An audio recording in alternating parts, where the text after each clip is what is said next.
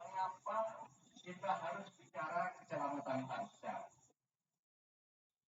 Mengapa kita harus bicara keselamatan bangsa? Karena pada saat ini bangsa kita terjadi banyak permasalahan yang mungkin saja setelah kita bicarakan kita bisa melakukan sesuatu agar bangsa kita ini selamat. Misalnya apa? Yang mengancam bangsa sekarang ini kalau bicara dari sudut geopolitik, di luar negeri itu banyak perang. Misalnya antara Rusia,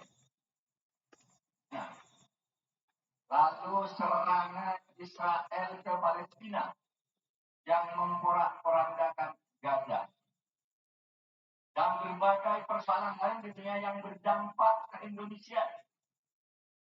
Perang Rusia Ukraina bukan hanya politik luar negeri kita, tetapi juga bisa mengancam di dunia internasional, juga persoalan ekonomi. Misalnya selama ini kita mengimpor gandum untuk keperluan kita, seperti untuk bakmi, supermi, dan lain-lain yang perlu gandum. Impornya 80% dari Uni Soviet dan Ukraina. Kalau perang itu berkelanjutan, maka kita tidak punya sumber yang sama murahnya dari luar negeri, dan itu bisa mengancam kita.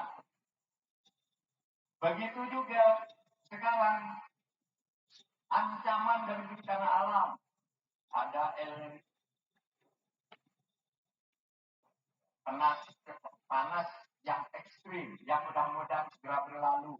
Kemudian ada wabah, ada letusan gunung, ada tsunami. Saudara, itu semua perlu keseriusan tangani. Kita bangsa Indonesia, kita orang Madura ini punya tanggung jawab untuk datang menjemput sejarah untuk menyelamatkan Indonesia ini dari ancaman bagi kelangsungan kebangsaan. Mungkin saudara bertanya, Pak, itu kan di luar negeri, itu kan alam. Bagaimana kalau saudara di dalam negeri pun masalah kita tidak sedang baik-baik saja. Negara ini sedang juga mengalami banyak masalah. Saya selalu mengatakan, saudara, saya tidak akan kampanye politik praktis.